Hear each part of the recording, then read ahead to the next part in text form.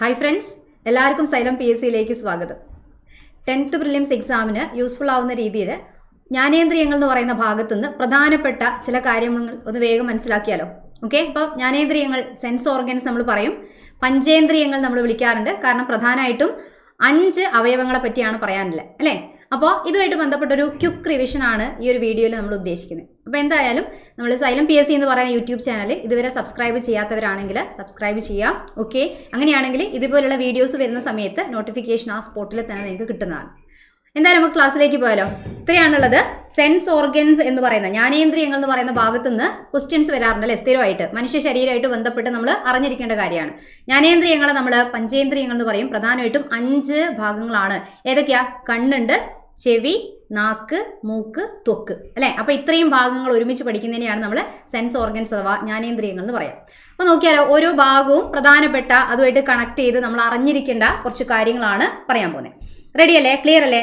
അപ്പോൾ ആദ്യം തന്നെ നമ്മൾ പഠിക്കാൻ പോകുന്നത് കണ്ണിനെ കുറിച്ചാണ്. അപ്പോൾ ഇവിടെ ക്വസ്റ്റ്യൻസ് രൂപത്തിലുണ്ട്. അപ്പോൾ ഓരോന്നിൻ്റെയും ആൻസർ പറയുമ്പം അവിടെ ഇരുന്നുകൊണ്ട് തന്നെ ആൻസർ സ്വന്തമായിട്ട് പറയാൻ വേണ്ടിയിട്ട് ശ്രമിക്കാം. ഏതെങ്കിലും അറിയാത്ത കാര്യങ്ങളുണ്ടെങ്കിൽ പ്രത്യേകം നോട്ട് ചെയ്ത് വെച്ചിട്ട് പഠിക്കണം കേട്ടോ. അപ്പോൾ നോക്കിയേ, ഒന്നാമത്തെ എന്താ?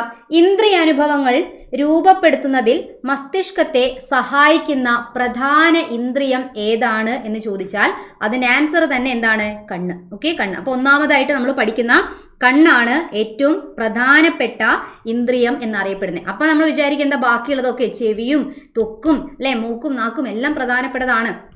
എന്നാൽ പോലും നമ്മൾ കണ്ട് മനസ്സിലാക്കുക എന്ന് പറയുന്ന ഒരു കാര്യം അല്ലേ. അപ്പൊ അത് വെച്ചുകൊണ്ട് എങ്ങനെയാണ് നമ്മൾ പറയാ? ഇന്ദ്രിയ അനുഭവങ്ങൾ രൂപപ്പെടുത്തുന്നതിൽ മസ്തിഷ്കത്തെ സഹായിക്കുന്ന പ്രധാനപ്പെട്ട ഇന്ദ്രിയം ഏതാണ് എന്ന് ചോദിച്ചാൽ ആൻസർ എന്താ? കണ്ണാണ്.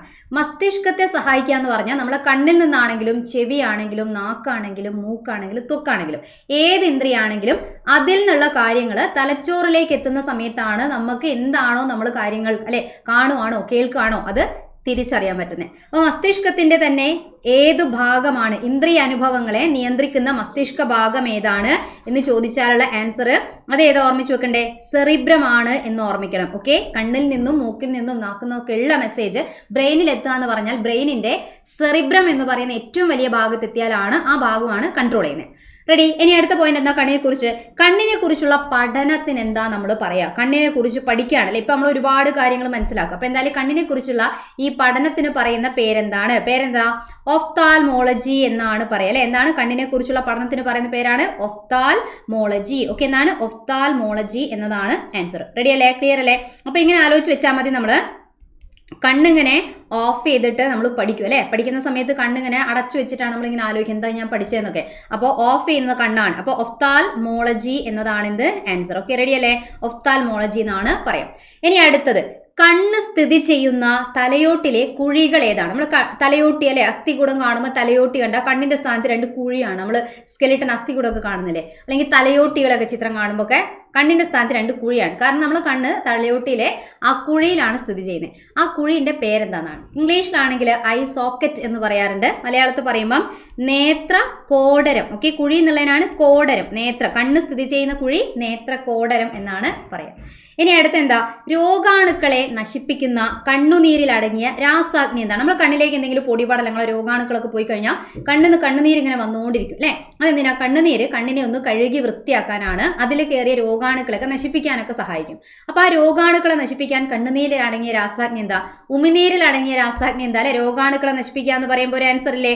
കണ്ണുനീരിലായാലും ഉമിനീരിലായാലും ഒക്കെ അടങ്ങിയിരിക്കുന്ന രാസാഗ്നിന്റെ പേരാണ് ലൈസോസൈം. ഇത് തന്നെയാണോ എല്ലാവരെയും മനസ്സിലേക്ക് വന്ന ആൻസർ? ഇതല്ലേ അല്ലെ. അപ്പൊ കണ്ണുനീരിലുണ്ട്, ഉമിനീരിലുണ്ട്, നമ്മളെ മൂത്രത്തിലൊക്കെ അടങ്ങിയിരിക്കുന്ന രാസാഗ്നിയാണ് ലൈസോസൈം ആണ്. ലൈസോസോം അല്ല, ലൈസോസൈം. ഓക്കെ, ലൈസോസോം എന്നാവുമ്പോൾ അതൊരു കോശാംഗമായിട്ട് മാറും. വേറെ തന്നെ കാര്യമാണ്. ഇത് ലൈസോസൈം ആണ്. രാസാഗ്നി എൻസൈം ആണിത്. ഇനി കണ്ണിന് ദൃഢത നൽകുന്ന ബാഹ്യ പാളിക്ക് എന്താ പറയാ? കണ്ണിനെ പറ്റി പഠിക്കുമ്പോൾ പ്രധാനമായിട്ട് 3 പാളികളാണ് എന്ന് പറയാം അല്ലെ. കണ്ണിന്റെ ഏറ്റവും പുറമെ കാണപ്പെടുന്ന പാളിയാണ് ദൃഢത നൽകുന്ന പാളിന്റെ പേരെന്തായിരിക്കും? ദൃഢപടലം എന്നാണ് പറയുക. ഓക്കെ, ദൃഢപടലം. അങ്ങനെയാണെങ്കിൽ രണ്ടാമത്തെ പാളി, നടുക്കുള്ള പാളി, 3 പാളികളാണ്. അപ്പൊ നടുക്കുള്ള ആളെ നമ്മൾ മധ്യപാളി എന്ന് പറയാം അല്ലെ. മധ്യപാളി, അവിടെയാണ് രക്തക്കുഴലുകളും രക്തമൊക്കെ കാണപ്പെടുന്നത്. ആ മധ്യപാളിക്ക് പറയുന്നത് രക്തക്കുഴൽ കാണപ്പെടുന്നത് കൊണ്ട് അതിന്റെ പേര് രക്തപടലം. ഓക്കെ, എന്താണ്? രക്തപടലം എന്നാണ് പറയാ. അങ്ങനെയാണ് കണ്ണിന്റെ ഏറ്റവും ഉള്ളിലുള്ള പാളി. ഈ പാളി ഒരുപാട് പ്രധാനപ്പെട്ടതാണ്, എല്ലാ പാളിയും പ്രധാനമാണ്. എന്നാൽ ഏറ്റവും ഉള്ളിലുള്ള പാളിയിലാണ് പ്രകാശഗ്രാഹി കോശങ്ങൾ കാണപ്പെടുന്നത്. അത് ഏതൊക്കെയാണ്? റോഡ് കോശം, കോൺ കോശം. അപ്പൊ ഇങ്ങനെയും ചോദിക്കാം, റോഡ്, കോൺ എന്നീ പ്രകാശഗ്രാഹി കോശങ്ങൾ കാണപ്പെടുന്ന കണ്ണിലെ പാളി ചോദിച്ചാൽ ഏതാ വേണ്ടേ? ഏറ്റവും ഉള്ളിലെ പാളിയാണ്. ആ ഉള്ളിലെ പാളിക്ക് പറയുന്ന പേരാണ് ദൃഷ്ടിപടലം. ഓക്കെ, ദൃഷ്ടിപടലം എന്ന് പറയാം, അല്ലെങ്കിൽ റെറ്റിന. ഓക്കെ, ദൃഷ്ടിപടലം ഓർ റെറ്റിന. അപ്പൊ ഇവിടെ റെറ്റിന ഒരു ഇംഗ്ലീഷ് വേർഡ് ആണെങ്കിലും ഇതിന്റെ കേസിൽ ഈ പാളിന്റെ കാര്യം പറയുമ്പോൾ റെറ്റിന എന്നുള്ള ഇംഗ്ലീഷ് വാക്കാണ് കൂടുതലായിട്ട് ഉപയോഗിക്കാറ്. അപ്പൊ ഇത് വെച്ചിട്ടൊന്ന് ഓർമ്മിച്ച് വെച്ചേക്കണം. കണ്ണിലെ പാളികൾ എന്ന് പറഞ്ഞാൽ പ്രധാനമായിട്ടും 3 എണ്ണം. ഏറ്റവും പുറമെ കാണുന്ന പാളിന്റെ പേരാണ് ദൃഢപടലം. ആ പേര് പോലെ ദൃഢമാണ്, ബാഹ്യം ദൃഢമാണ്, ഉള്ളിലുള്ള ആൾക്കാർക്ക് സംരക്ഷണം കൊടുക്കണം. ദൃഢപാളി എന്നുള്ളതിന്റെ ഇംഗ്ലീഷ് ആണ് സ്ക്ലീറ. ഓക്കെ, രക്തപടലത്തിന് പറയുന്ന പേരാണ് എന്ത്? കൊറോയിഡ്. ആൻഡ് ദൃഷ്ടിപടലത്തിന് പറയുന്ന പേരാണ് റെറ്റിന. ഒന്ന് ജസ്റ്റ് ഓർമ്മിച്ച് വെച്ചേക്ക് കേട്ടോ.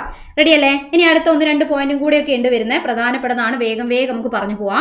ഓക്കെ, ഇനി നോക്കിയോ, അടുത്ത ഒരു ക്വസ്റ്റ്യൻ പറയാണ്, ദൃഢപടലത്തിന്റെ മുൻഭാഗത്തുള്ള സുതാര്യവും മുന്നോട്ട് തള്ളിയതുമായിട്ടുള്ള ഭാഗത്തിന് പറയുന്ന പേരെന്താണ്? ആ ഭാഗത്തിന്റെ പേരെന്താ? ദൃഢപടലം ഏറ്റവും പുറമെയുള്ള ഭാഗമാണ് അല്ലെ, അതിന്റെ മുന്നോട്ട് തള്ളിയിരിക്കുന്ന ഭാഗത്തിന് പറയുന്ന പേരാണെന്ത്? എന്താ പേര്? കോർണിയ. Okay, cornea. കോർണിയ എന്നാണ് ആ ഭാഗത്തിന് പറയാം. ഈ ആൻസർ തന്നെയല്ല എല്ലാവരെയും മനസ്സിലേക്ക് വന്നിട്ടുണ്ടാവുക, കോർണിയ എന്നാണ് പറയാം. ഇനി അടുത്തത്, ദൃഢപടലത്തിന്റെ മുൻവശത്ത് കോർണിയ ഒഴികെയുള്ള ഭാഗങ്ങളെ ആവരണം ചെയ്ത് കാണുന്ന ഒരു സ്ഥലമുണ്ട്. 3 പാളികളല്ലാതെ പുറത്ത് വശങ്ങളിൽ മാത്രം കാണപ്പെടുന്ന ഒരു പാളിയുണ്ട്. കോർണിയ എന്ന് പറയുന്ന ഭാഗം മുന്നിലാണ്, അങ്ങോട്ട് വരാതെ വശത്ത് മാത്രമുള്ള പാളിക്ക് പറയുന്ന പേരെന്താണെന്നറിയോ? യെസ്, എന്താണ്? കൺജങ്ക്ടൈവ. എന്താണ്? കൺജങ്ക്ടൈവ എന്നാണ് പറയുക. അപ്പൊ കേട്ടിട്ടുണ്ടാവും, കൺജങ്ക്ടൈവയ്ക്ക് ഉണ്ടാവുന്ന അണുബാധ, കൺജങ്ക്ടിവിറ്റിസ്, ചെങ്കണ്ണ് എന്നൊക്കെ പറയില്ലേ. അപ്പം ഈ ചെങ്കണ്ണ് ഉണ്ടാക്കുന്ന അല്ലെങ്കിൽ ആ വരുന്ന ആ പാളിയാണ് കൺജങ്ക്ടൈവ എന്നാണ് പറയാ. ഓക്കെ, കൺജങ്ക്ടൈവ ഓർമ്മിച്ച് വെച്ചേക്കുക. കോർണിയയുടെ പിൻഭാഗത്ത് കാണപ്പെടുന്ന രക്തപടലത്തിന്റെ ഭാഗത്തിന് പറയുന്ന പേരെന്താണ്? രക്തപടലം 2ാമത്തെ പാളിയാണ് അല്ലെ, അതിന്റെ ഒരു ഭാഗം കോർണിയ എന്ന് പറയുന്ന ആ മുന്നിൽ തള്ളി നിൽക്കുന്ന ഭാഗത്തിന് പിന്നിലുണ്ടാവും. അതിന്റെ പേരെന്താന്നാണ് ചോദിച്ചത്. അതാണ് കണ്ണിലെ നിറമുള്ള ഭാഗം. ആ ഭാഗത്തിന്റെ പേര് ഇപ്പൊ ഇങ്ങനെ ചോദിച്ചാൽ ആൻസർ എന്താ? ഐറിസ് എന്നാണ് പറയാം. Okay, iris. കണ്ണിന് നമ്മൾ കളറോട് നിറത്തോട് കൂടി കാണുന്ന ഭാഗം അല്ലെ. ഐശ്വര്യ റായിന്റെ ഒക്കെ കണ്ണിൽ പ്രത്യേക നിറമായിട്ടൊക്കെ കാണുന്നില്ലേ? പൂച്ച കണ്ണുള്ളവരാണെങ്കിൽ പ്രത്യേക കളറല്ലേ, ആ കളറുള്ള ഭാഗത്തിന്റെ പേരാണ് ഐറിസ്. ഇനി ഈ ഐറിസിന് ഇങ്ങനെ കളർ കിട്ടാൻ കാരണമായ വർണ്ണവസ്തു എന്താ? നമുക്കറിയാം, നമ്മൾ ഓരോരുത്തരും കണ്ണിന്റെ ആ ഭാഗം ബ്ലാക്ക് കളറിലോ ബ്രൗൺ, ഫോറിനേഴ്സ് ഒക്കെ ആണെങ്കിൽ നല്ല ബ്ലൂ കളറിലൊക്കെ കാണുന്ന അല്ലെ, ഗ്രീൻ കളറിലൊക്കെ കാണുന്ന ഭാഗമാണ് ഐറിസ്. അപ്പൊ അതിന് കാരണമായ വർണ്ണവസ്തുവിന്റെ പേര്, ഏത് വസ്തുവിന്റെ ഏറ്റക്കുറച്ചിലാണ് കാരണം? മെലാനിൻ എന്നതാണ് ആൻസർ. Okay, melanin. നമ്മളെ ത്വക്കിന് നിറം നൽകുന്ന വർണ്ണവസ്തു ചോദിച്ചാലും മെലാനിനാണ്, ഐറിസിന് നിറം നൽകുന്ന ചോദിച്ചാലും മെലാനിനാണ്. ഇനി ഐറിസിന്റെ മധ്യഭാഗത്തുള്ള സുഷിരത്തിന് പറയുന്ന പേരെന്താണ്? ഈ ഐറിസ് എന്ന് പറയുന്ന ഇങ്ങനെയുള്ള ഈ ഭാഗത്തിന്റെ നടുക്ക് ഒരു സുഷിരമുണ്ടാവും, ആ സുഷിരത്തിന് പറയുന്ന പേരെന്താണ്? അതാണ് എന്ത്? പ്യൂപ്പിൾ, അല്ലെങ്കിൽ നമ്മൾ എന്ത് പറയുന്നേ? കൃഷ്ണമണി. ഓക്കെ, കൃഷ്ണമണി എന്നറിയപ്പെടുന്ന ഭാഗമാണ് ഏത്? ആ സുഷിരം. റെഡി അല്ലേ? ഇനി കണ്ണിലെ ലെൻസിനെ പറ്റി പറയുകയാണെങ്കിൽ കണ്ണിലെ ലെൻസ് ഏത് ടൈപ്പ് ലെൻസാ? കണ്ണിലുള്ള ലെൻസിന്റെ പ്രത്യേകത എന്താ? കോൺവെക്സ് ലെൻസ് ആണ് അല്ലെ, കോൺവെക്സ് ലെൻസ് ആണ്. കോൺവെക്സ് ലെൻസ് ആണെന്നുള്ളത് ഓർമ്മിച്ചു വെക്കുക. അതും കോൺവെക്സ് ലെൻസിന്റെ കേസിൽ ചിലപ്പോൾ എന്ത് പറയാം? ബൈ കോൺവെക്സ് ലെൻസ് ആണ്. 2 ഭാഗവും പുറത്തേക്ക് തള്ളിയ ടൈപ്പ് ആയതുകൊണ്ട് ബൈ കോൺവെക്സ് ലെൻസ് എന്ന് ഓർമ്മിക്കാം, അല്ലെങ്കിൽ കോൺവെക്സ് ലെൻസ്. ഇനി ലെൻസിനെ സീലിയറി പേശികളുമായി ബന്ധിപ്പിക്കുന്ന ചരട്, ലെൻസിനെ ലെൻസിന് ചുറ്റും കാണപ്പെടുന്ന പേശിയാണ് സീലിയറി പേശി. ലെൻസിന്റെ വക്രത ക്രമീകരിക്കാൻ സഹായിക്കുന്ന പേശിയാണ് സീലിയറി പേശി. അതിനോട് ബന്ധിപ്പിച്ച ചരടുകൾക്ക് പറയുന്ന പേരാണെന്ത്? സ്നായുക്കൾ എന്നാണ് പറയുക. സ്നായുക്കൾ, ലിഗമെന്റ്, ഇംഗ്ലീഷ് പറയുകയാണെങ്കിൽ ലിഗമെന്റ് അല്ലെങ്കിൽ സ്നായുക്കൾ ഉപയോഗിച്ചാണ് സീലിയറി പേശിയായിട്ട് ബന്ധിപ്പിക്കുന്നത്. ഓക്കെ, അപ്പൊ ഈ സീലിയറി പേശിനെ ഓർമ്മിച്ച് വെച്ചേക്കണം. ലെൻസിന്റെ വക്രത അല്ലെ, വക്രത ക്രമീകരിക്കാൻ സഹായിക്കുന്ന പേശിയാണ് ഇത്? സീലിയറി പേശി. Okay, ready? കാരണം നമ്മൾ ദൂരെയുള്ളതിനെയും അടുത്തുള്ളതിനെയും കാണുമ്പോൾ ഈ സീലിയറി പേശിന്റെ നിയന്ത്രണം കൊണ്ടാണ് നമ്മളെ ലെൻസിന്റെ വക്രത കൂടുകയും കുറയുകയൊക്കെ ചെയ്യുന്നത്. കാരണം നമുക്ക് ഒരു സ്ഥലത്ത് നിന്നുകൊണ്ട് തന്നെ അടുത്തുള്ള വസ്തുവിനെ കാണാൻ പറ്റും, ദൂരെയുള്ള വസ്തുവിനെ കാണാൻ പറ്റും അല്ലെ. ഇനി അടുത്ത എന്താ? ലെൻസിന്റെ വക്രത ക്രമീകരിക്കാൻ സഹായിക്കുന്ന പേശികൾ എന്താണ്? ക്വസ്റ്റ്യൻ കണ്ടല്ലോ, ഏതാ വേണ്ടേ? സീലിയറി പേശി. ഓക്കെ, ഏതാണ്? സീലിയറി പേശി എന്നുള്ളതാണ്, മാറിപ്പോകരുത് കേട്ടോ. റെഡി? ക്ലിയർ അല്ലേ? കിട്ടിയില്ലേ? Okay, yes. അപ്പൊ എന്തായാലും ഓൾറെഡി ഇത് അവിടെ താഴെ എഴുതിയിട്ടുണ്ട്. ഈ പോയിന്റ് വെച്ചിട്ട് ഇനി കണക്ട് ചെയ്ത് നോക്കാം. ഇനി അടുത്തിലേക്ക് പോവാം. റെറ്റിനയിൽ പ്രകാശഗ്രാഹി കോശങ്ങൾ കൂടുതലായി കാണപ്പെടുന്ന ഒരു ഭാഗമുണ്ട്. ആ ഭാഗത്തിന് പറയുന്ന പേരെന്താണെന്നറിയോ? ഞാനിപ്പോൾ ഈ എഴുതുന്ന ഈ കളറുമായിട്ട് ബന്ധപ്പെട്ടിട്ട് ഒരു പേരാണ്. റെറ്റിന എന്ന് പറഞ്ഞാൽ ഏറ്റവും ഉള്ളിലുള്ള പാളിയാണ്. പ്രകാശഗ്രാഹി കോശങ്ങൾ അവിടെയാണ് കാണപ്പെടുന്നത്. അപ്പോൾ പ്രകാശഗ്രാഹി കോശം കൂടുതലായി കാണപ്പെടുന്ന ഒരു സ്പോട്ട് ഉണ്ട്. അതിന്റെ പേരാണ് എന്ത്? പീതബിന്ദു. ഓക്കെ, പീതബിന്ദു അല്ലെ, ഇംഗ്ലീഷ് പറയുകയാണെങ്കിൽ യെല്ലോ സ്പോട്ട്. അപ്പോൾ പ്രകാശഗ്രാഹി കോശം ഉള്ളതുകൊണ്ട് തന്നെ അവിടെ എങ്ങനെയായിരിക്കും? കാഴ്ചശക്തി കൂടുതലായിരിക്കും. ഓക്കെ, അപ്പം പ്രതിബിംബത്തിന് ഏറ്റവും കൂടുതൽ തെളിമയുള്ള ഭാഗം, നമ്മളൊരു വസ്തുവിനെ സൂക്ഷിച്ചു നോക്കുമ്പോൾ പ്രതിബിംബം പതിക്കുന്ന ഭാഗം എന്നൊക്കെ പറയാം. അപ്പൊ ആ ഭാഗം ഏതാന്ന് ചോദിച്ചാൽ ആൻസർ എന്ത് തന്നെയാണ്? പീതബിന്ദു തന്നെയാണ് ആൻസർ. ഓക്കെ, റെഡി അല്ലേ? അങ്ങനെയാണ് റെറ്റിനയിൽ നിന്ന് നേത്രനാടി ആരംഭിക്കുന്ന ഭാഗത്തിന് ഒരു പേര് പറയും. അത് വേറൊരു ബിന്ദുവാണ്. കാഴ്ചശക്തി ഇല്ലാത്ത സ്പോട്ടാണ് അന്ധബിന്ദു അഥവാ ബ്ലൈൻഡ് സ്പോട്ട് അല്ലെ. ബ്ലൈൻഡ് സ്പോട്ട് എന്നാണ് പറയുന്നത്. അന്ധബിന്ദു അഥവാ ബ്ലൈൻഡ് സ്പോട്ട് എന്നാണ് അതിനെ പറയുന്നത്. പ്രകാശഗ്രാഹി കോശങ്ങളിൽ നിന്നുള്ള ആവേഗങ്ങളെ തലച്ചോറിലെത്തിക്കുന്ന നാഡി ഏതാണ്? അപ്പൊ കണ്ണിൽ നിന്ന് തലച്ചോറിലേക്കുള്ള നാഡി ഏതാന്നാണ് ചോദിച്ചിരിക്കുന്നത്. കണ്ണിൽ നിന്നുള്ള നാഡിക്ക് എന്താ പറയാ? നേത്രനാഡി. ഓക്കെ, നേത്രനാഡി എന്നാണ് പറയാ.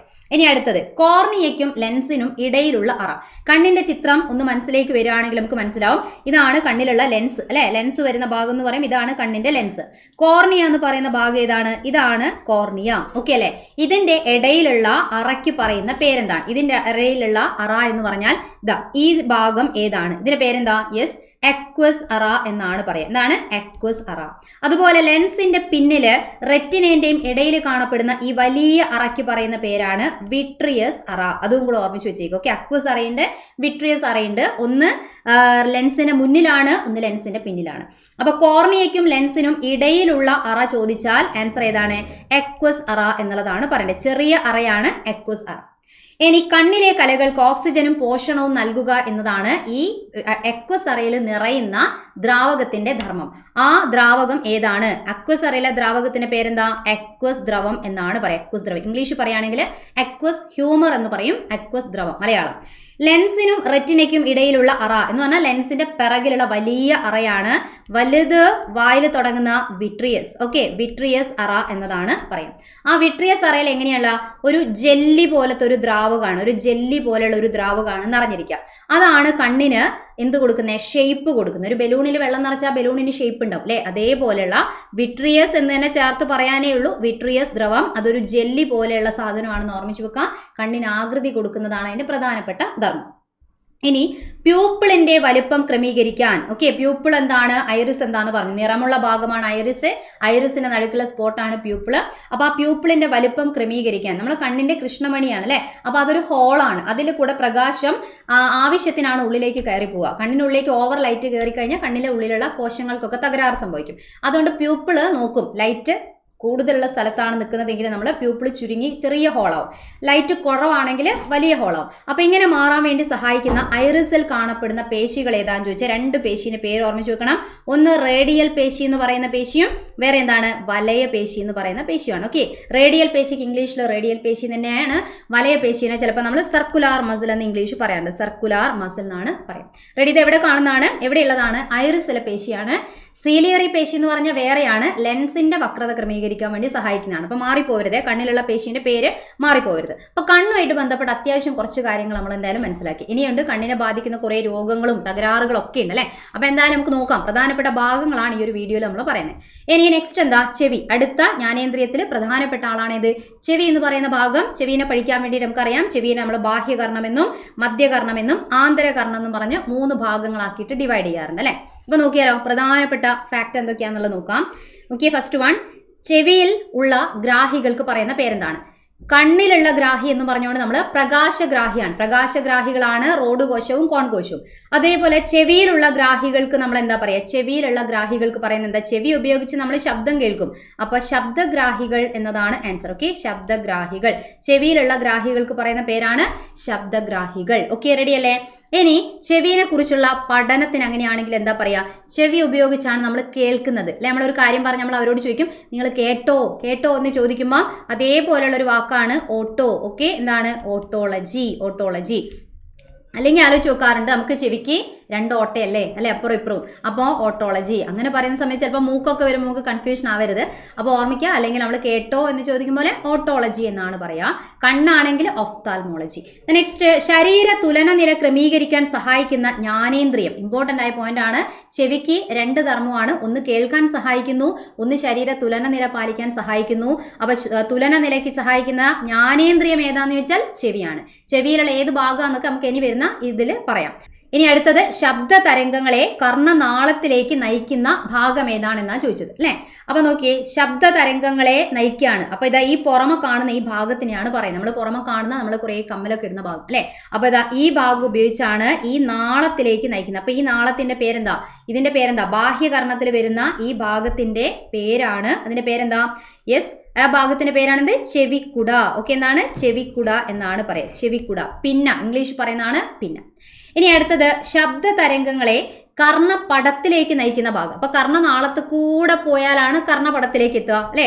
അപ്പൊ ചെവിക്കുട കർണനാളത്തിലേക്ക് നയിച്ചു, കർണനാളമാണ് കർണപടത്തിലേക്ക് നയിക്കുന്നത്. അപ്പൊ കർണനാളം എന്നുള്ളതാണ് ഇവിടുത്തെ ആൻസർ. ഓക്കെ, ശബ്ദ തരംഗങ്ങളെ കർണപടം അതിലേക്ക് നയിക്കുന്ന ഭാഗമാണ് കർണനാളം. ഈ കർണനാളത്തിലാണ് ഇങ്ങനെ രോഗാണുക്കളൊക്കെ കയറിയാലും പൊടിപടലം കയറിയാലും തടയാനുള്ള രോമവും അതേപോലെയുള്ള എന്താണ് മെഴുക് അല്ലെ, മെഴുക് നമ്മൾ ഇയർ വാക്സ് എന്ന് പറയും. അപ്പം അതൊക്കെ ആ കർണനാളത്തിൽ കാണപ്പെടും. ഇനി മധ്യകർണത്തെ ബാഹ്യകർണത്തിൽ നിന്നും വേർതിരിക്കുന്ന വൃത്താകൃതിയിലുള്ള നേർത്ത സ്ഥലത്തിന് പറയുന്ന പേരെന്താ? ആ സ്ഥലമാണ് നമ്മൾ ഇതാ ഈ ചിത്രത്തിൽ ഇവിടെ കാണുന്ന ഈ സ്ഥലം അല്ലെ, ഈ ഒരു ഭാഗം ഇത്. കാരണം ഇതിന്റെ അപ്പുറം മധ്യകർണമാണ്, ഇപ്പുറം ബാഹ്യകർണമാണ്. പക്ഷെ ഈ ഭാഗത്തിന് ശരിക്കും നമ്മൾ ബാഹ്യകർണത്തിൽ ഉൾപ്പെടുത്തിയിട്ടാണ് പഠിക്കുക, ബാഹ്യകർണത്തിലാണ് ഉൾപ്പെടുത്തുക. എന്നാലും വേർതിരിക്കുന്ന സ്ഥലം എന്ന് ചോദിച്ചാലും ഒരേ ആൻസർ ആണ്. അത് ഏതാ ഭാഗം? അതാണ് നമ്മളെ കർണപടം എന്ന് പറയുന്ന ഭാഗം. ഓക്കെ, ഇതാണ് കർണപടം. റെഡി, ക്ലിയർ അല്ലേ? കർണപടം എന്നാണ് പറയും. ഇനി മധ്യകർണത്തിലെ അസ്ഥി ശൃംഖലകൾ ഏതൊക്കെയാണ്? മധ്യകർണം എന്ന് പറയുന്ന ഭാഗത്ത് പ്രധാനമായും 3 തരം അസ്ഥികളാണ്. പഠിക്കാൻ വേണ്ടി നമ്മൾ മിസ് എന്ന് പറയും അല്ലെ. മിസ് എന്ന് പറഞ്ഞാൽ എന്താ? എം മാലിയസ് ആണ്, ഐ എന്ന് പറഞ്ഞാൽ ഇൻകസ് ആണ്, എസ് എന്ന് പറഞ്ഞാൽ എന്താ? സ്റ്റേപ്പിസ് ആണ്. ഓക്കെ, സ്റ്റേപ്പിസ് ആണ്. മാലിയസ്, ഇൻകസ്, സ്റ്റേപ്പിസ്, അതാണ് 3 അസ്ഥികൾ. ഇനി മധ്യകർണത്തെ ഗ്രസനിയുമായി ബന്ധിപ്പിക്കുന്ന കുഴലിന് പറയുന്ന പേരെന്താണ്? അങ്ങനെ ഒരു കുഴൽ ഇവിടെ ഉണ്ടോ? യെസ്, ഇതാണ് ഉദ്ദേശിക്കുന്നത്, ഈ ഒരു കുഴൽ അല്ലെ. മധ്യകർണത്തെ ഗ്രസനിയുമായി, ഗ്രസനി എന്ന് പറഞ്ഞാൽ നമ്മളെ തൊണ്ടയിലുള്ള ഭാഗം. അപ്പൊ ആ ഭാഗത്തേക്ക് ബന്ധിപ്പിക്കുന്ന കുഴലിന്റെ പേരെന്താ? അതിന്റെ പേരെന്താ? യൂസ്റ്റേഷ്യൻ നാളി എന്നാണ് പറയാ. യൂസ്റ്റേഷ്യൻ നാളി അല്ലെ, അതിന്റെ പേരാണെന്ത്? യൂസ്റ്റേഷ്യൻ നാളി. ഈ നാളി ഉള്ളതുകൊണ്ട് എന്താ കാര്യം നോക്കിയേ, ഈ കർണപടം എന്ന് പറയുന്ന ഈ ഭാഗം വളരെ നേർത്തൊരു പാട പോലെയാണ് അല്ലെ. സ്ഥലം നമ്മൾ ചെവിയിലെ പാട എന്നൊക്കെ പറയും. അപ്പൊ അത് വളരെ നേർത്തതാണ്. പെട്ടെന്ന് എന്തെങ്കിലും പ്രഷർ വേരിയേഷൻ വരുമ്പോൾ പൊട്ടിപ്പോവും. അപ്പൊ അങ്ങനെ പൊട്ടിപ്പോവാതിരിക്കാൻ വേണ്ടി ഇതിന്റെ ഇവിടെയും അപ്പുറം ഇപ്പുറമുള്ള പ്രഷർ റെഡിയാക്കി നിർത്താൻ വേണ്ടി സഹായിക്കുന്നതാണ് എന്ത്? ഇത് അല്ലെ. നമ്മൾ ചെവി മൊത്തം ഉള്ളിലേക്കാണ്. അപ്പൊ അതിങ്ങനെ അടഞ്ഞു മൂടിക്കിടന്ന പ്രശ്നമാണ്. അപ്പൊ നമ്മൾ വായ തുറക്കുന്ന സമയത്തൊക്കെ നമ്മളെ തൊണ്ടയിലേക്ക് ചെവിയിൽ നിന്നൊരു കണക്ഷൻ ഉണ്ട്. ആ കണക്ഷനാണ് യൂസ്റ്റേഷ്യൻ നാളി. അപ്പം വായു പ്രവാഹം നിയന്ത്രിച്ച് മർദ്ദം ക്രമീകരിക്കാനാണ് സഹായിക്കുക. അപ്പോൾ ഇവിടുത്തെ ആൻസർ എന്ത് തന്നെയാണ്? സഹായിക്കുന്ന ഭാഗം ചോദിച്ചാൽ സെയിം ആൻസർ ആണ്, യൂസ്റ്റേഷ്യൻ നാളി തന്നെയാണ് അതിനും സഹായിക്കുന്നത്. യൂസ്റ്റേഷ്യൻ നാളി.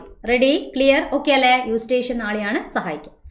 ഇനി അടുത്തത്, കേൾവിക്ക് സഹായിക്കുന്ന ആന്തരകർണത്തിലെ ഭാഗം. ആന്തരകർണമാണ് പ്രധാനമായിട്ടുള്ള ബാക്കി കർമ്മങ്ങളൊക്കെ ചെയ്യുക അല്ലെ.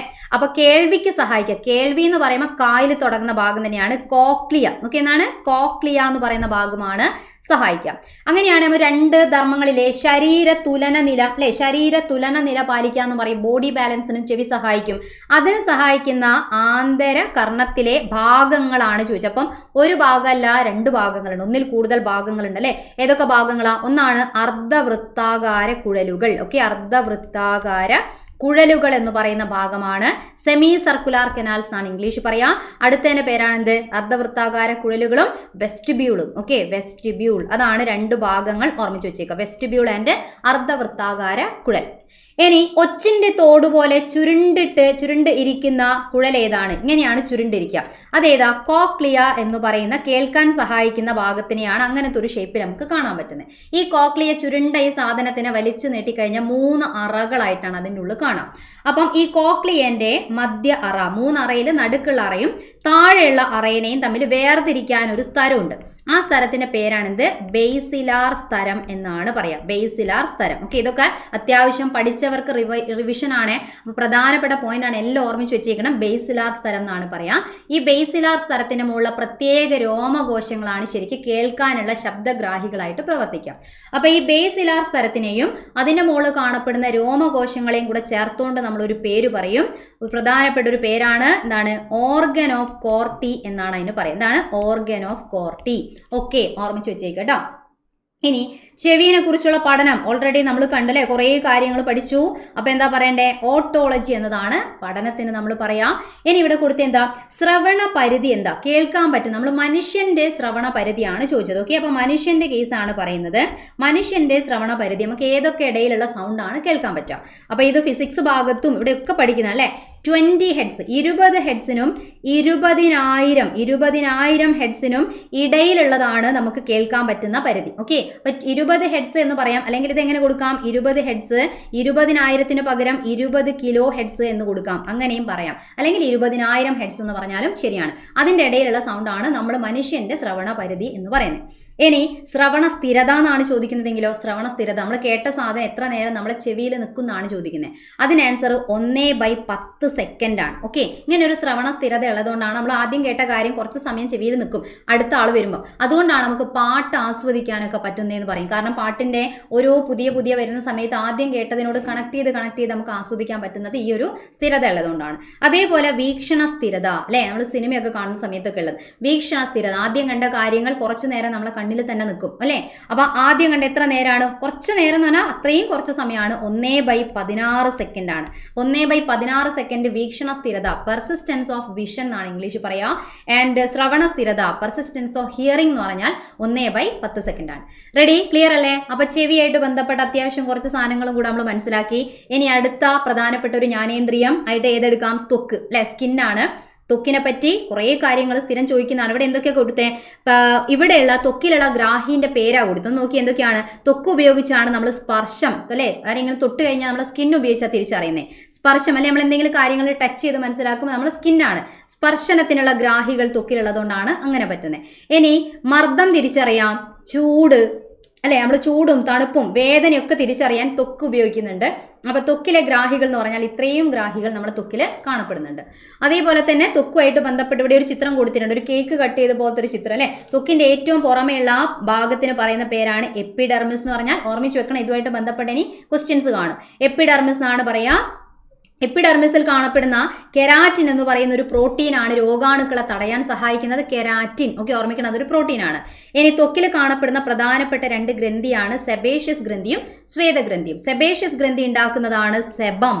ഓക്കെ, നമ്മളെ സ്കിൻ എപ്പോഴും എണ്ണമയത്തോടു കൂടിയും വാട്ടർ പ്രൂഫ് ആയിട്ടിരിക്കും അല്ലെ, വെള്ളം പറ്റി പിടിക്കാത്ത പോലെയാണ്, അതിനെ സഹായിക്കും. അതേപോലെ സ്വേദം എന്ന് പറഞ്ഞാൽ വിയർപ്പ് എന്നാണ്. അപ്പൊ വിയർപ്പിനെ ഉൽപ്പാദിപ്പിക്കുന്ന ഗ്രന്ഥിയാണ് എന്ത്? ഇത്. വിയർപ്പ് നമ്മളൊരു വിസർജന പ്രക്രിയ പോലെ നമ്മുടെ ശരീരത്തിൽ നിന്നുള്ള അധികമുള്ള ജലം ലവണങ്ങളൊക്കെ ചെറിയ അളവിൽ പുറന്തള്ളുന്ന ഒരു പ്രവർത്തനമാണ് വിയർക്കൽ. അപ്പൊ അതിനെ സഹായിക്കുന്ന ഗ്രന്ഥിയാണെന്ത്? സ്വേദഗ്രന്ഥി. ഓക്കെ, ചിത്രം കണ്ടല്ലോ. അപ്പൊ ഇനി നമുക്ക് നോക്കാം, പോയിന്റ് നോക്കാം അല്ലെ.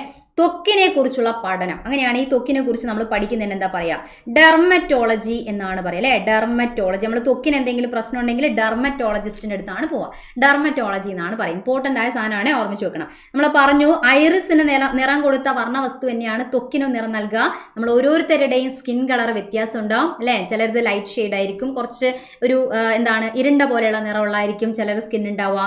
അപ്പൊ അതിന് നിറം നൽകുന്ന വർണ്ണവസ്തുവിന്റെ പേരാണെന്ത്? മെലാനിൻ. ഓക്കെ, മെലാനിൻ തന്നെയാണ് പറയാം. ഇനി അടുത്തത് സൂര്യപ്രകാശം ഏൽക്കുമ്പോൾ ത്വക്കിൽ നിർമ്മിക്കപ്പെടുന്ന വിറ്റാമിൻ ഏതാ? സൂര്യപ്രകാശം അടിക്കുമ്പോൾ നമ്മളെ ത്വക്കിനടിയിലുള്ള കൊഴുപ്പിൽ നിന്നൊക്കെ കൊളസ്ട്രോൾ നിന്നൊക്കെ നിർമ്മിക്കുന്ന വിറ്റാമിന്റെ പേരെന്താണ്? സ്ഥിരം ചോദിക്കുന്നതാണ് അല്ലെ, വിറ്റാമിൻ ഡി. ചിലപ്പോൾ സൂര്യപ്രകാശത്ത് നിന്ന് കിട്ടുന്നതൊക്കെ ചില ബുക്കിൽ വായിച്ചു കഴിഞ്ഞാൽ നമ്മൾ മനസ്സിലാക്കുക സൂര്യപ്രകാശം ഏൽക്കുമ്പോൾ ശരീരം തന്നെയാണ് നിർമ്മിക്കുന്നത്. അതുകൊണ്ട് സൂര്യപ്രകാശത്തിന്റെ സഹായത്താൽ നിർമ്മിക്കപ്പെടുന്ന വിറ്റാമിൻ എന്ന് പറയും. വിറ്റാമിൻ ഡി എന്നാണ് പറയുക അല്ലെ. വിറ്റാമിൻ ഡീന് അതുകൊണ്ട് നമ്മൾ എന്ത് പറയാറുണ്ട്? സൺഷൈൻ വിറ്റാമിൻ എന്ന് വിളിക്കാറുണ്ട്. സൺഷൈൻ, സൂര്യപ്രകാശമായിട്ട് ബന്ധപ്പെട്ട്. ഇനി മനുഷ്യ ശരീരത്തിലെ ഏറ്റവും വലിയ അവയവം ഇമ്പോർട്ടൻ്റ് ആണ്, പ്രീവിയസ് ക്വസ്റ്റ്യൻ ഒക്കെ ചോദിച്ച സാധനമാണ്. നമ്മളെ ശരീരത്തിലുള്ള എല്ലാ കാര്യവും നോക്കുമ്പോൾ ആലോചിച്ച് ത്വക്കാണ്, എല്ലാ ശരീരം മൊത്തം കവർ ചെയ്യുന്നതാണ്. അപ്പോൾ ഏറ്റവും വലുത് ത്വക്കാണ്. അപ്പോൾ ത്വക്കാണ് ഏറ്റവും വലിയ അവയവം ചോദിച്ചാൽ ത്വക്കാണ്. റെഡി. ഇനി ശരീരത്തിലെ ഏറ്റവും വലിയ ജ്ഞാനേന്ദ്രിയം ചോദിച്ചാൽ ഈ 5 ആളെ പഠിക്കുന്നുണ്ടെങ്കിൽ ആ കൂട്ടത്തിൽ വലുത് ഏത് തന്നെയാണ്? ത്വക്ക് തന്നെയാണ്. അപ്പോൾ പറയാം അല്ലേ. പക്ഷേ പ്രധാനമായിട്ട് കൂടുതൽ ഇന്ദ്രിയ അനുഭവം തരുന്നത് ആരാന്ന് ചോദിച്ചാൽ കണ്ണാണ് അല്ലേ. ഏറ്റവും വലുത് ചോദിച്ചാൽ ത്വക്കാണ്. നെക്സ്റ്റ്, ത്വക്ക് ഒരു വിസർജന അവയവമായിട്ടും പ്രവർത്തിക്കുന്നു. എങ്ങനെയാണ് വിസർജന അവയവമായിട്ട് പ്രവർത്തിക്കാൻ കാരണം? എന്താണ്? വിയർപ്പിന് ഉൽപ്പാദിപ്പിക്കുന്നതുകൊണ്ടാണ് വിസർജന അവയവം എന്ന് പറയുന്നത് അല്ലേ. വിയർപ്പിൽ കൂടെ ജലം, ലവണം ഇതിനെയൊക്കെ പുറന്തള്ളാൻ പറ്റും. അതുകൊണ്ടാണ് വിസർജന അവയവമായിട്ട് പറയുന്നത്. ഇനി ത്വക്കിന്റെ ഏറ്റവും പുറമേയുള്ള പാളിക്ക് എന്താ പറയാ? നേരത്തെ ഇപ്പം നമ്മൾ കണ്ടില്ലേ, എപ്പിഡെർമിസ്. ഓക്കെ, എന്താ പറയാ? എപ്പിഡെർമിസ് എന്നാണ് പറയാ.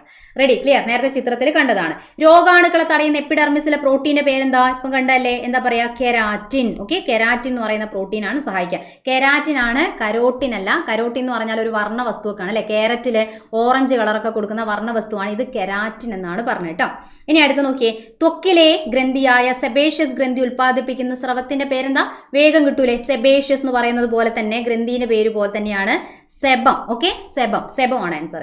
ത്വക്കിനെ എണ്ണമയമുള്ളതും വെള്ളം പറ്റിപ്പിടിക്കാത്തതുമാക്കും. നമ്മളിപ്പോൾ എത്ര നേരം കുളിച്ചു കഴിഞ്ഞാലും ജസ്റ്റ് വന്ന് ഒന്ന് ജസ്റ്റ് ഒരു ടവൽ എടുത്ത് തുടച്ചാൽ നമ്മുടെ സ്കിന്ന് പഴയതുപോലെ വെള്ളം പറ്റിപ്പിടിക്കുന്നില്ല, വാട്ടർ പ്രൂഫാണ് അല്ലേ. അപ്പോൾ അതിനെ സഹായിക്കുന്നത് ആരാ? അങ്ങനെയാക്കി മാറ്റുന്നത് ഏതാ? സെബമാണ്, അല്ലെങ്കിൽ സെബേഷ്യസ് ഗ്രന്ഥിയാണ് അതിനെ സഹായിക്കുന്നത്. ഓക്കെ, ഇനി ത്വക്കിലെ ഗ്രന്ഥിയായ സ്വേദഗ്രന്ഥിയുടെ സ്രവത്തിന് പറയുന്ന പേരെന്താ? സ്വേദഗ്രന്ഥി. സ്വേദം എന്നുള്ള വാക്കിന്റെ അർത്ഥം തന്നെ എന്താ? വിയർപ്പാണ്. അപ്പൊ അതിന്റെ സ്രവത്തിന് പറയുന്ന പേരാണ് വിയർപ്പ്.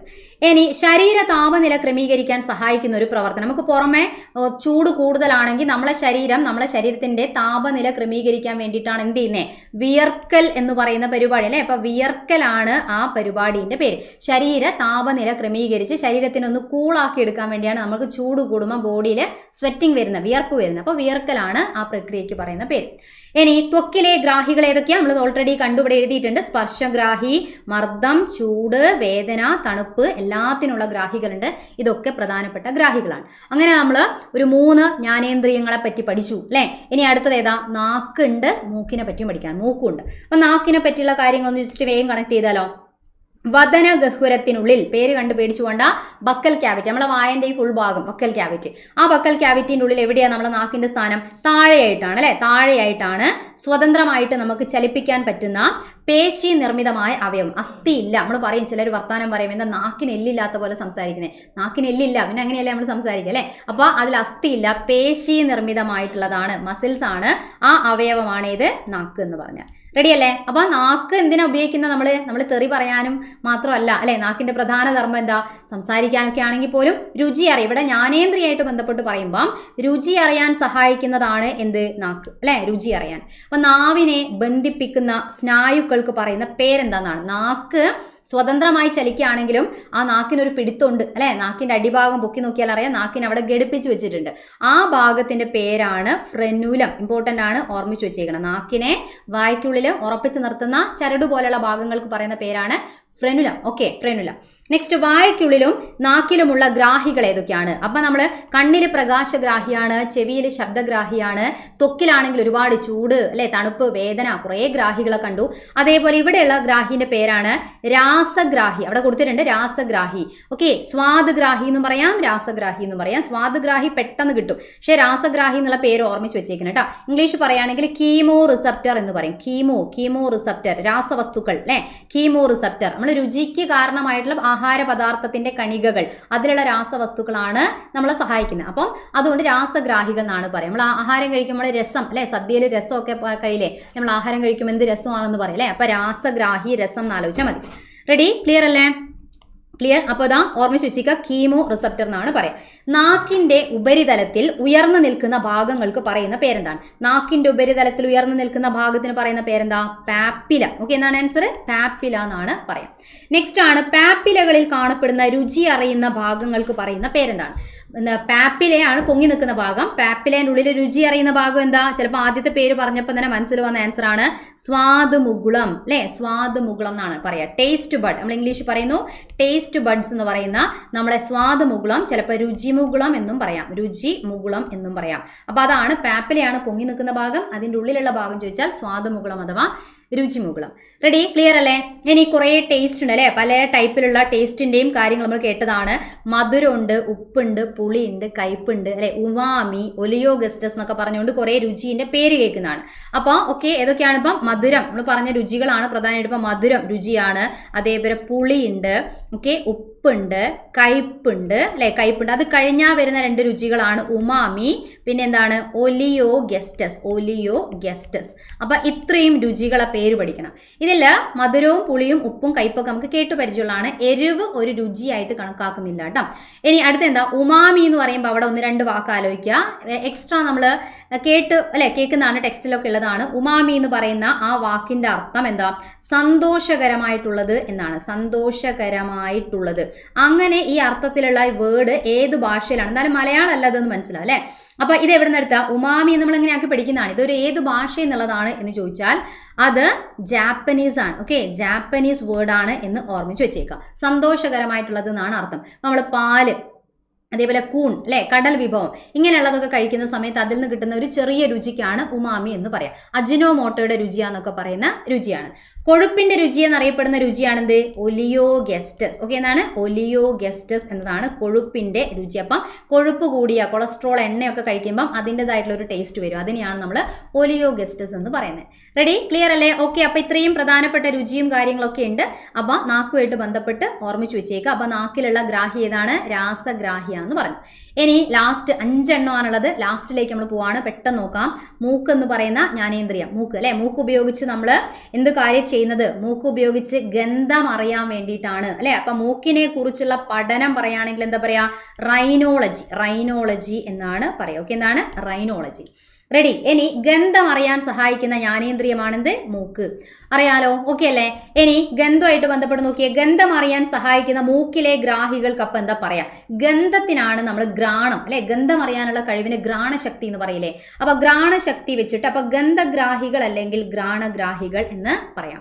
അപ്പൊ ഈ ഗ്രാഹികൾ പിടിച്ചെടുക്കുന്ന ഭാഗം ബ്രെയിനിലേക്ക് കൊണ്ടുപോകുന്ന നാഡീന്റെ പേര് ചോദിച്ചാൽ ഗന്ധനാഡി എന്ന് പറയാം, അല്ലെങ്കിൽ ഘ്രാണനാഡി. അപ്പൊ ഘ്രാണം എന്ന് പറയുന്ന വാക്കിനർത്ഥം ഇത് തന്നെയാണ്. ഗന്ധം തിരിച്ചറിയാന്നുള്ള അർത്ഥമാണുള്ളതെന്ന് ഒന്ന് കണക്ട് ചെയ്ത് വെച്ചാൽ മതി. ഓക്കെ, റെഡി, ക്ലിയർ അല്ലേ?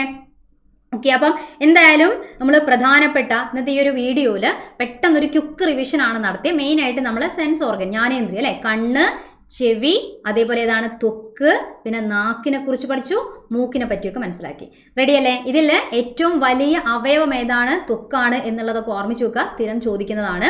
അപ്പോൾ എന്തായാലും ഈ ഒരു ചെറിയൊരു വീഡിയോയിൽ അത്യാവശ്യം പറഞ്ഞ കാര്യങ്ങളൊക്കെ എല്ലാവർക്കും യൂസ്ഫുൾ ആണ്. കേൾക്കുമ്പോൾ തന്നെ നിങ്ങൾക്ക് പഠിച്ച ആൾക്കാർക്ക് അത് റിവൈസ് ചെയ്തെടുക്കാനൊക്കെ പറ്റുന്നുണ്ടെന്ന് വിചാരിക്കുകയാണ്. അപ്പോൾ എന്തായാലും ഇതേപോലെ നമുക്ക് കൂടുതൽ ഓരോ ഭാഗം, മനുഷ്യ ശരീരം എന്നൊക്കെ പറയുന്ന ടോപ്പിക്കൊക്കെ PSCയിലെ ബയോളജി ഭാഗത്ത് പ്രധാനപ്പെട്ടതാണ് അല്ലേ. ഓരോ ഭാഗങ്ങളൊക്കെ നമുക്ക് എടുത്ത് ഇതേപോലെയുള്ള റിവൈസ്ഡ് ആയിട്ട് തന്നെ കൊടുക്കാം. അതേപോലെ ഇവിടെ ഇനിയും കുറേ രോഗത്തിന്റെ പേരും കാര്യങ്ങളൊക്കെ വരുന്നുണ്ട്. എന്നാൽ ഏറ്റവും പ്രധാനപ്പെട്ട ഭാഗങ്ങളെ പറ്റിയാണ് ഈ ഒരു വീഡിയോയിൽ നമ്മൾ പഠിച്ചത്. ഓക്കെ, റെഡി, ക്ലിയർ അല്ലേ? അപ്പോൾ എന്തായാലും നിങ്ങൾക്ക് ഓക്കെ ആണ് എന്ന് വിചാരിക്കുകയാണ്. ഇഷ്ടപ്പെട്ട് കഴിഞ്ഞാൽ ലൈക്ക് ചെയ്യാനും മറ്റുള്ളവർക്ക് ഷെയർ ചെയ്യാനും മറക്കരുത്. അതുപോലെ ചാനൽ സബ്സ്ക്രൈബ് ചെയ്യാം. അപ്പോൾ ഇതുപോലുള്ള കൂടുതൽ വീഡിയോസ് നിങ്ങൾക്ക് ഓക്കെ ആണെങ്കിൽ കമൻറ്റ് ചെയ്യാം. അതേപോലെ ഇനിയും നിങ്ങൾ ഇതിൽ വിട്ടുപോയാൽ നിങ്ങൾക്ക് അറിയാവുന്ന പോയിന്റ്സ് ഒക്കെ ഉണ്ട് അല്ലേ. അപ്പോൾ എന്തായാലും കമൻറ്റ് ചെയ്യാം. നമുക്ക് അടുത്ത വീഡിയോയിൽ ഇതേപോലെ ഓരോ ഭാഗങ്ങളായിട്ട് വീണ്ടും കാണാം. Thank you.